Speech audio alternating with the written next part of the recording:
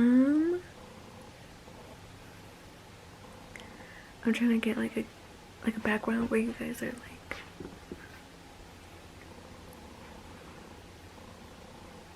My hair is wet. What can I say?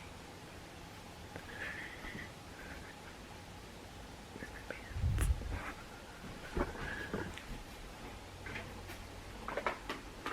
I need to put everything away because look at this. I'm a mess.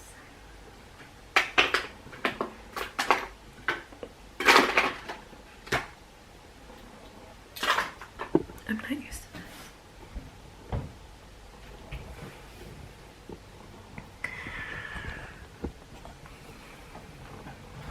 Good afternoon.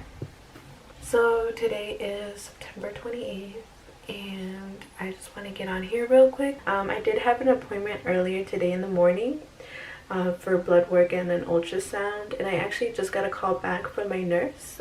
She did tell me that we are all good and ready to start the STIMS medication for another retrieval. Currently our retrieval is scheduled out for October 9th, so that's in about 2 weeks from now. Pretty excited about that, especially because, you know, it's been a while. So yeah, I'll be starting my medication now. I'll have Menopur in the morning and then a dose of 150 Gonal F in the nighttime, as well as Dexa something, a pill, I forgot it was.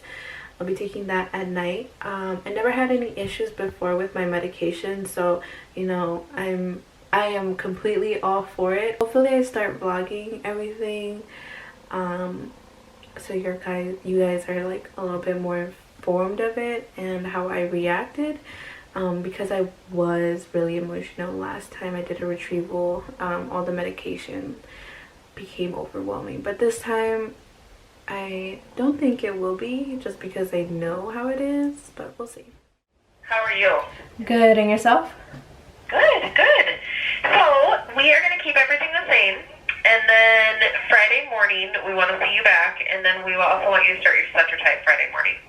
Cetrotide in the morning? Okay. Yep, on Friday. Sounds good. All right. We will see you then Friday morning at 8:30. Okay, thank you. Bye. All right, thanks. Bye-bye. Oh my god, I almost forgot that, I have to pick up the medication that my nurse told me to pick up. So, that's what we're gonna be doing today. It's like, what time is it? It's almost 8 p.m.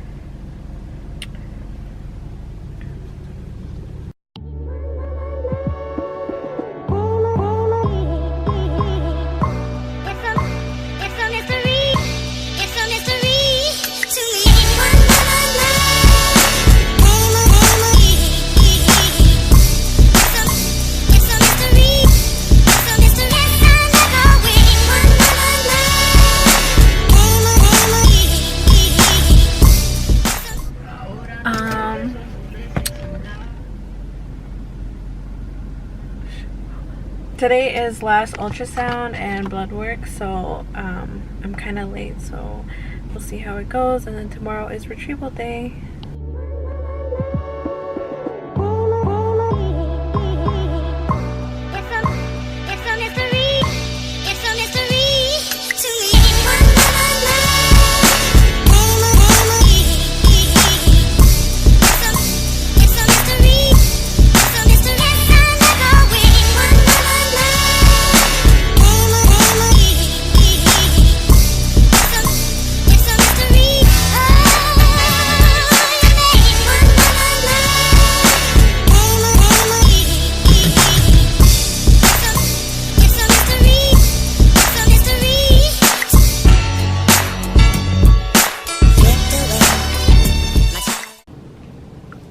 Time to get undressed for this egg retrieval. We're probably like the only ones here.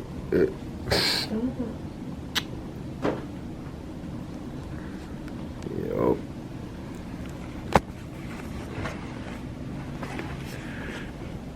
Egg retrieval part 2.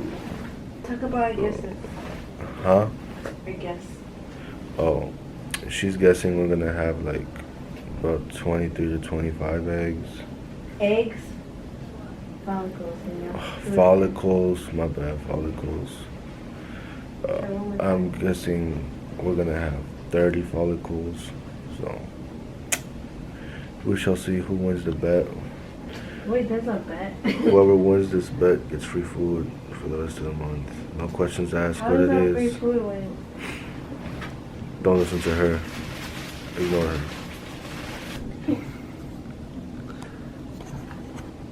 Are you zooming in? You're trying to zoom in? I don't know Yeah, how you zoom in. There's like a little... I got it. I just turned the camera on to show y'all how young Nelly would look like if she was a cafeteria lady at a school. You're so mean. Got the what is it called? The IV needles in already, aka heroin. And she's all up in her blanket.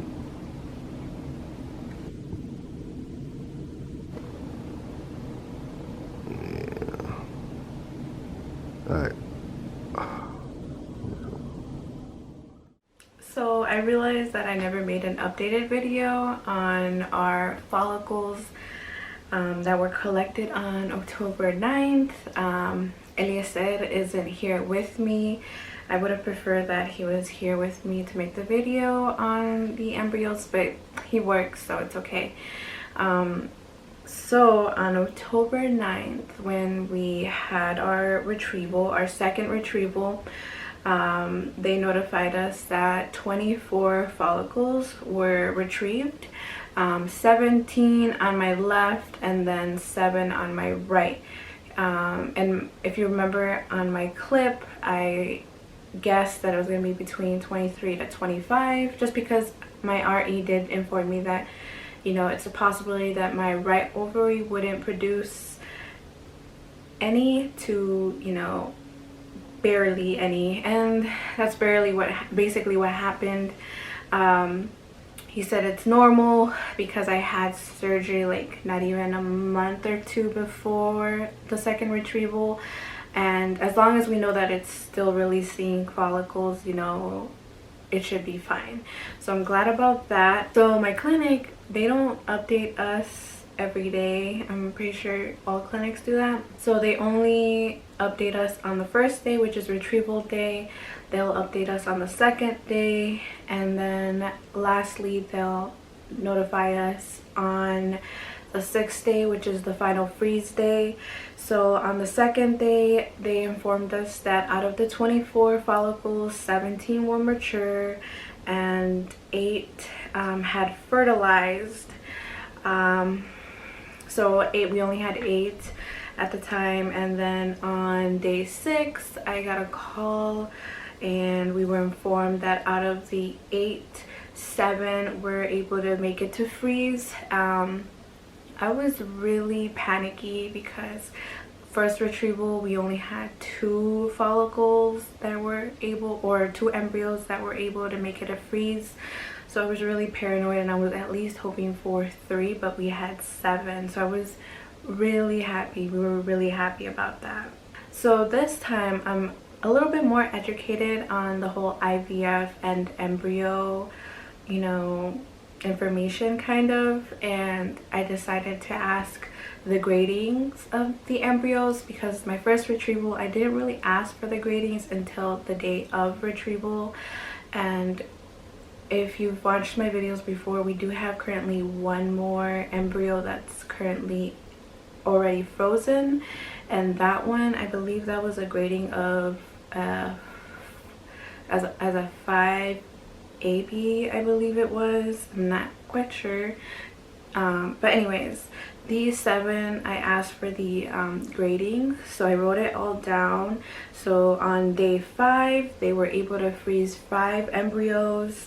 2 of them were gradings of a 5AA and 1 was a 4AA, and then 2 were 4AB gradings. And then on day 6 they were able to freeze 2 more, and 1 of them was a 5AA and 1 was a 3BB. So, you know, my nurse and my RE are really happy. I'm really happy about the grades as well. So I'm hoping that second transfer is, you know, as great as this second retrieval was, because I feel like now that we experienced the first transfer and the first retrieval, that we're a little bit more educated on, you know, that the second time would work, and I'm really hoping it does. But I'm also being, you know, mentally prepared that, you know, it might not go our way regardless, because our first embryo transfer was graded as a 5AA, so you know that's one of the highest gradings. But you know, it didn't take, and it is what it is, and I'm just trying to be optimistic of, you know, whatever the gradings are, you know, it doesn't mean that it will happen, but hoping for the best. I have a follow-up appointment with my RE about which embryo we're gonna decide on, and most likely it's gonna be the best grading, like one of the 5 day 5 AAs. One of them, we're only doing 1, and that's because I only have 1 more covered transfer, and they only allow 1 embryo at a time. So after this, if there's ever a 3rd one in the near future or in the far future, that one will be out of pocket, and our RE and I, we've already talked about it, and the 3rd one would most definitely be 2 embryos regardless. So I just want to get on here real quick because I do see that we have a lot of new people commenting on our posts and also deciding to follow our channel. I know I'm not consistent in the footages, but I try to be. It's a little bit hard when I'm trying to balance work life and I'm also trying to balance college life. I'm in my 20s, so I'm still in college. And anyways, so me and my partner, we're going through with our second frozen embryo transfer. We just had our second retrieval, which is this video that we provided for you guys to watch. And basically the reason why we're going through with IVF or frozen embryo transfer, sorry, is because we're dealing with male infertility. About a year now, actually a year, we actually made a year that we found out that he has Azoospermia. And there's 2 types of Azoospermia specifically. There's non-obstructive and obstructive. My boyfriend has obstructive Azoospermia, and what that is that whenever he ejaculates, he produces no sperm when he ejaculates. But he had a first testy done, which basically is a surgery in the testes to determine if he has a blockage or not. Because prior to his surgery, the testy, he had hormonal testing, which came back normal. So that either meant, you know, that he was born producing no sperm or he had a blockage. And basically the first testy he had, I have a video on that. I didn't do an update, I'm sorry about that, but he had a first testy, and that testy was successful. They found out he has a blockage, and that he does produce healthy and many sperm. So that was a really good thing for us. And but the only thing is that we decided not to retrieve on that first testing just because our chances were really low. So we didn't want to pay like another $1,000, you know, if it was unsuccessful, which we should have probably done, because he had to do a second testy to do a retrieval. Second testy, obviously we already knew he was producing. I believe when they do a retrieval, it's like on the testy it's a little bit more invasive, because he said he felt more pain on his second testy that was done with the retrieval. But yeah, anyways, there is a surgery for the blockage to be corrected and fixed. We were given that option, and we were told that it would be a 25% chance that we would be able to conceive naturally, but instead we personally decided that IVF would be our route. We spoke about it, and he needed a break. He had 2 surgeries in like less than a month, probably, I believe it was. So yeah, that's why. And yeah, I hope that answered a little bit of what people have been asking. Hopefully we do a Q&A, so if you guys wanna, you know, ask us questions, leave comments on the video, and I'll do a Q&A video next. Hopefully I'll try to. Okay, all right, but yeah, thank you.